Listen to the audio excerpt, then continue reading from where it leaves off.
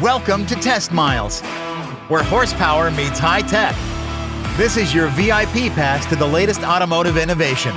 From turbocharged engines to cutting-edge electric vehicles, we'll test drive the hottest new releases, deep dive into advanced driver assist systems, and give you pro tips on how to score the best deal, whether you're buying, leasing, or tuning up. If you love torque, sleek design, and pushing the limits, this is the show for you. Get ready to rev your engines. I'm Nick Miles, and this is a very special edition of Test Miles. We've traveled all the way to South Africa with Jaguar Land Rover to get an exclusive first drive of the all-new Defender OCTA.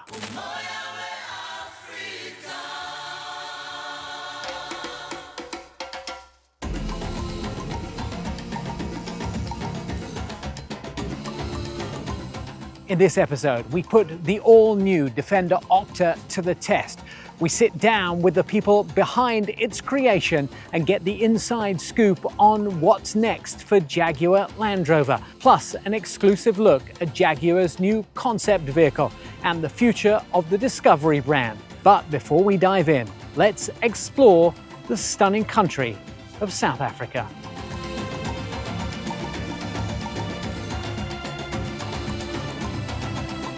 Cape Town, South Africa, a city where two oceans meet, framed by the mountains, in history and culture known as the Mother City.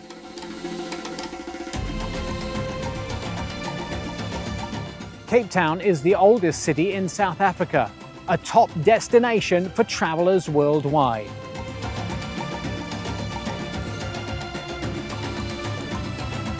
From its breathtaking landscapes to its vibrant food and wine scene, Cape Town is a place where adventure meets elegance. Land Rover isn't the only one making big moves. Jaguar is stepping into the future with a bold new concept that redefines luxury performance.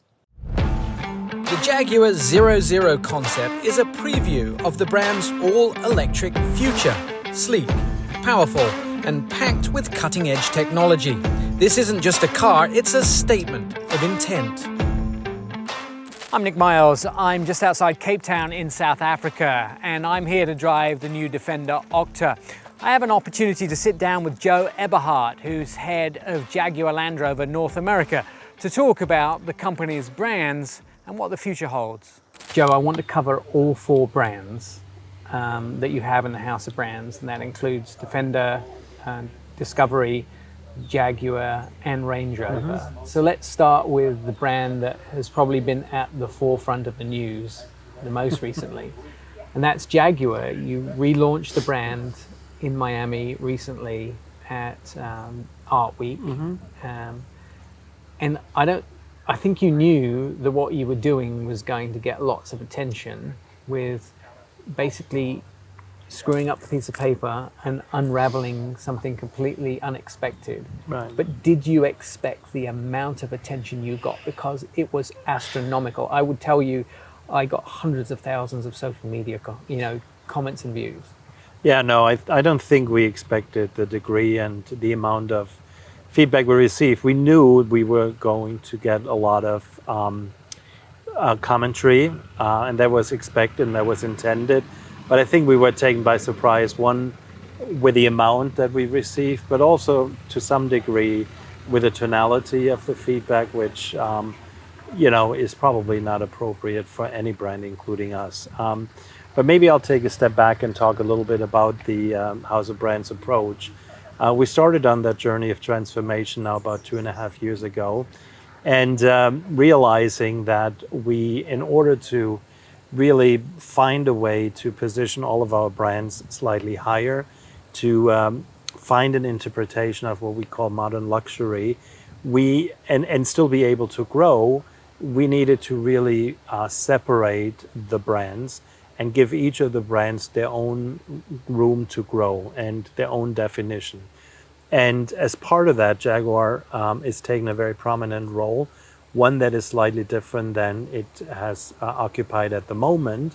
And in a way, Jaguar has gone back to its roots, right? It always stood for a brand that was bold, that was innovative, that was differentiating. Jaguar wasn't for everyone. It was, if you drove a Jaguar, you said something about yourself. And that's what we want to bring back, a bold interpretation of what it means to be innovative and different. And that's what the brand relaunch was meant to signal. Now, it wasn't an advertising campaign, it wasn't a commercial.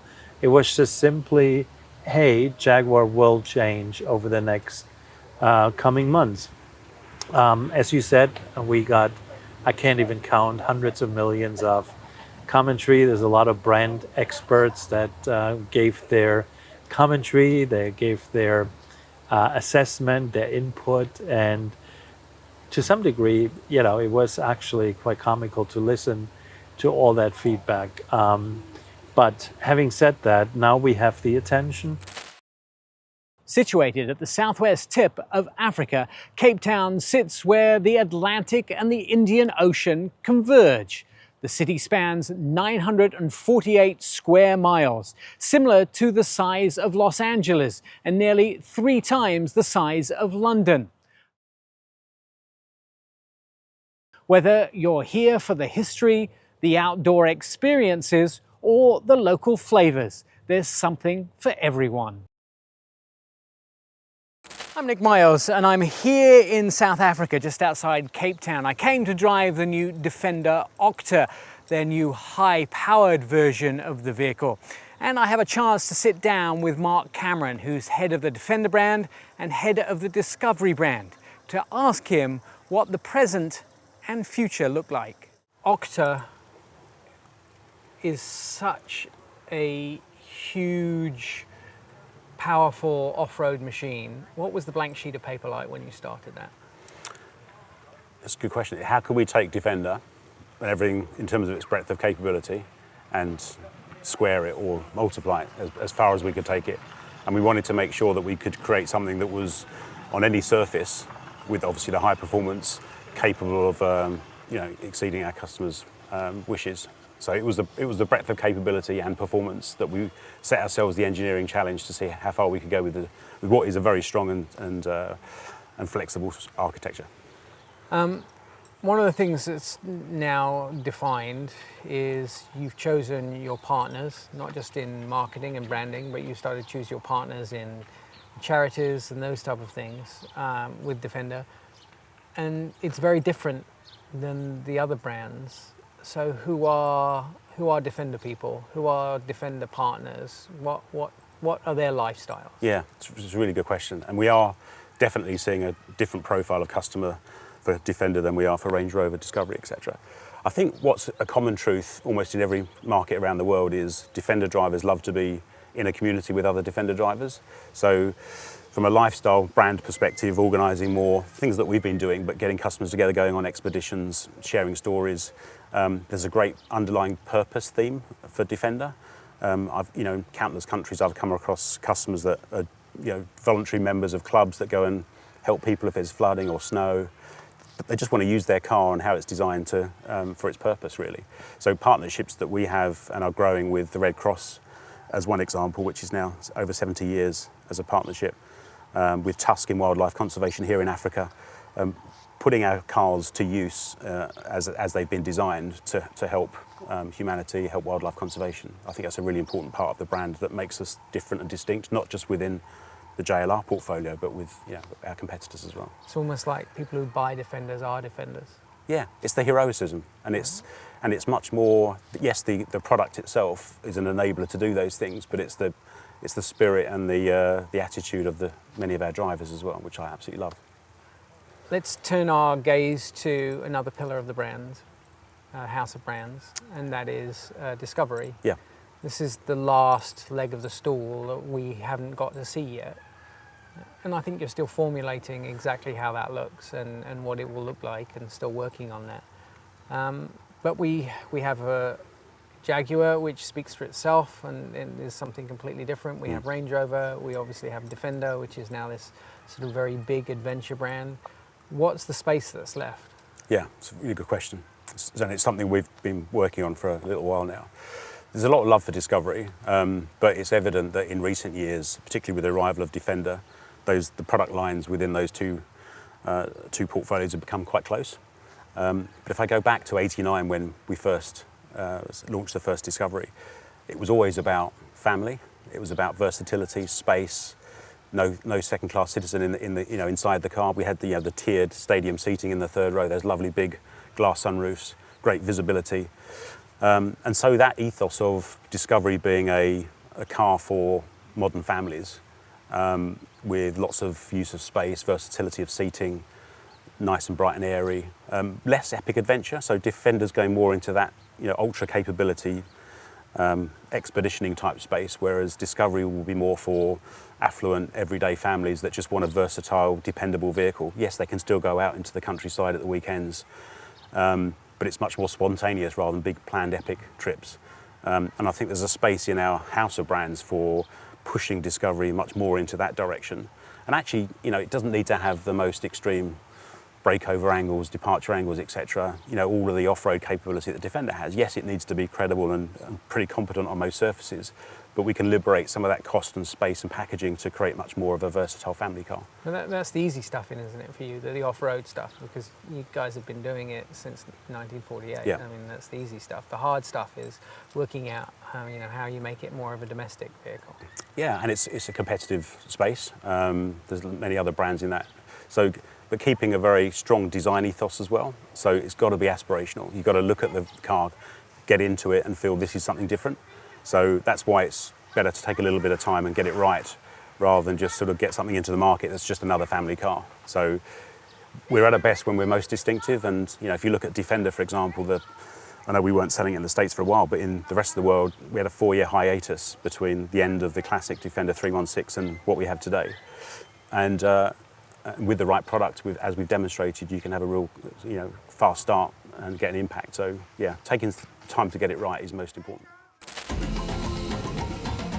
The Greater Western Cape province covers nearly 50,000 square miles, larger than England and on par with the state of New York.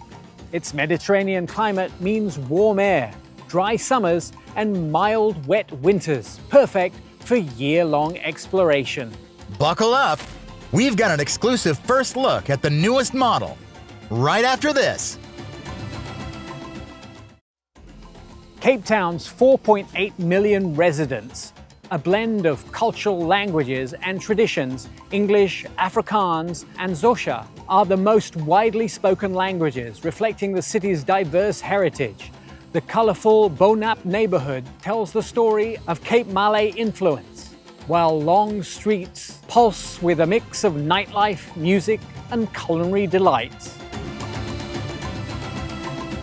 Now, beyond its stunning scenery, Cape Town is an economic powerhouse, home to South Africa's finance, technology, and film industries. Dubbed the Silicon Valley of Africa, the city leads in renewable energy and innovation. Its port is a major trade hub, while the surrounding Cape winelands produce some of the world's finest wines. Cape Town is a city of contrast, where rugged nature meets modern sophistication. Whether you're hiking, wine tasting, or simply soaking in the views, this city offers an unforgettable experience. Now that we've explored Cape Town, it's time to get behind the wheel of the all-new Defender OCTA. Land Rover has built a reputation for adventure-ready vehicles, but this one takes them to a whole new level. The Defender OCTA is Land Rover's most extreme off-roader yet, with a twin-turbo V8 under the hood, reinforced chassis and the next gen of off-road tech. It's built for the toughest environments. What happens when you take an iconic off-roader and inject it with over 600 horsepower? Well, meet the Defender OCTA, and I've come all the way to South Africa to put this thing through its paces. What makes this vehicle newsworthy? It has complete track performance and extreme off-road performance and scored top marks when tested in both. The most powerful Defender ever, blending rugged charm with cutting-edge tech. Under the hood, the Defender OCTA boasts a 4.4-litre twin-turbo mild hybrid V8. It churns out a jaw-dropping 626 horsepower and hits 0 to 60 miles an hour in just 3.8 seconds. Not bad for something that can also wade through rivers. Now, Defender added hydraulically interlinked dampers that virtually eliminate any body roll on roads while enhancing the off-road articulation. And basically any body roll that you might be expecting without that system in these vehicles has been seriously reduced. Now, if you just had no idea what I said, imagine it a bit like yoga without the sort of awkward downward dog motion. The OCTA introduces the first ever performance off-road mode, complete with anti-locking braking and launch control for loose terrain. It can wade through 3.3 feet of water.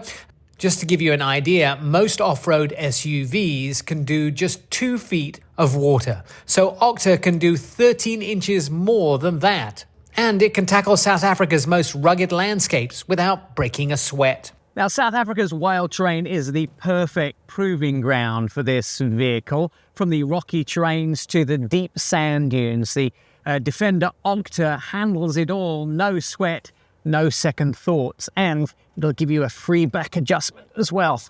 The Edition 1 model flaunts furrow green paint, khaki and ebony interior, and chopped carbon fiber accents. It's rugged yet luxurious, a bit like hiking in designer boots.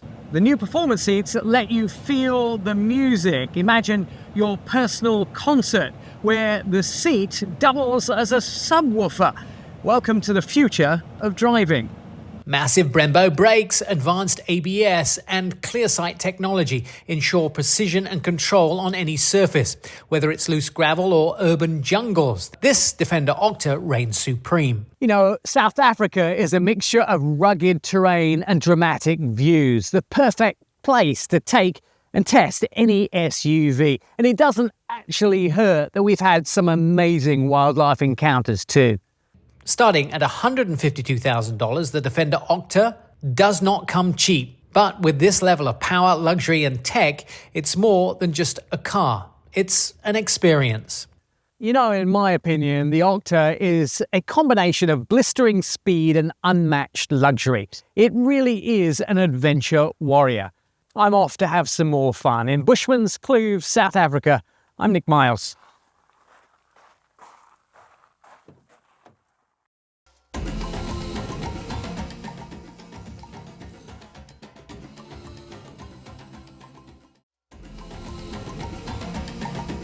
I'm Nick Miles. I'm just outside Cape Town in South Africa, here to drive the new Defender OCTA. I got to sit down with Jamal Hamidi, and he is the director of SVO. He's the man that put this vehicle together, and I had some questions for him. Jamal, the first thing I wanted to ask you is, when you have a team that creates a vehicle, who does that team have to be? I mean, what's the essence of that team? They're not just specialists, but they're special specialists, right? Absolutely. You know, we are a specialist team. So Defenders are specialists, and something like an OCTA, there's even more unique specialists on top of the specialists. And really it depends. It starts with the idea, the vehicle concept of what it is we're trying to do. And then you kind of form the team around what you need to deliver on that idea. This vehicle has so many, let's say, extras above and beyond.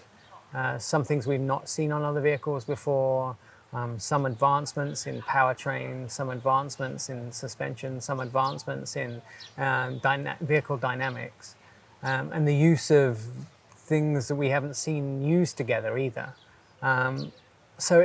Is it more like choreographing a whole dance troupe rather than just single dancers? It is. And, you know, the interesting thing is when you start getting into very focused, specialized vehicles, you tend to become more siloed, if you will, in maximizing, to use your analogy, one dance.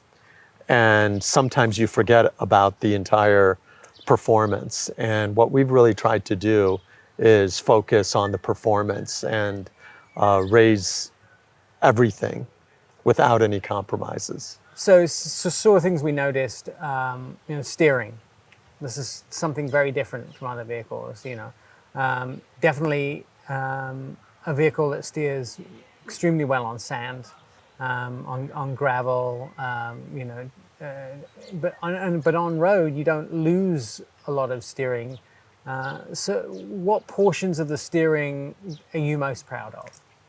Really, that's the ability to deliver an on-road experience that is quite sporty and connected, but still have all of that off-road capability. Because arguably, there are cars out there that deliver a fabulous off-road experience, steering, overall experience. There's SUVs out there that deliver fabulous on-road experience.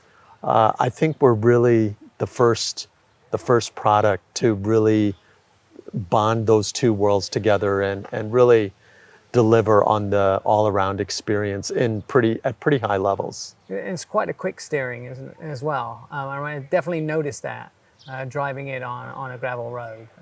It responds extremely fast, and having to make multiple adjustments very quickly, it responds very well to that. Is there situations where that you can do that too much and you have to dial it back a bit?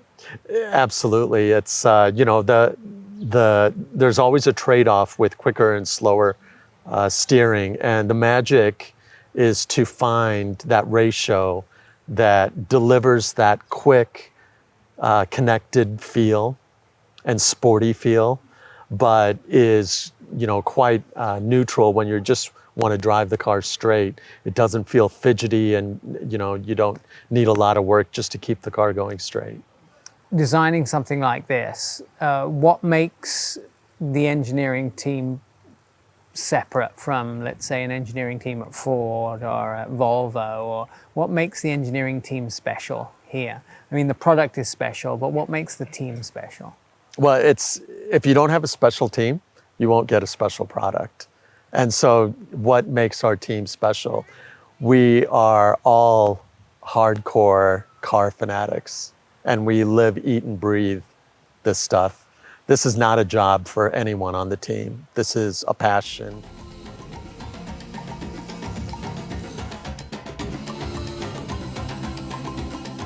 Well, that's a wrap from South Africa. We've driven the unstoppable Defender OCTA, explored Jaguar's electric future, and seen what's next for Land Rover. Thanks for joining us on this incredible journey. Until next time, let's keep the adventures rolling. From South Africa, I'm Nick Miles.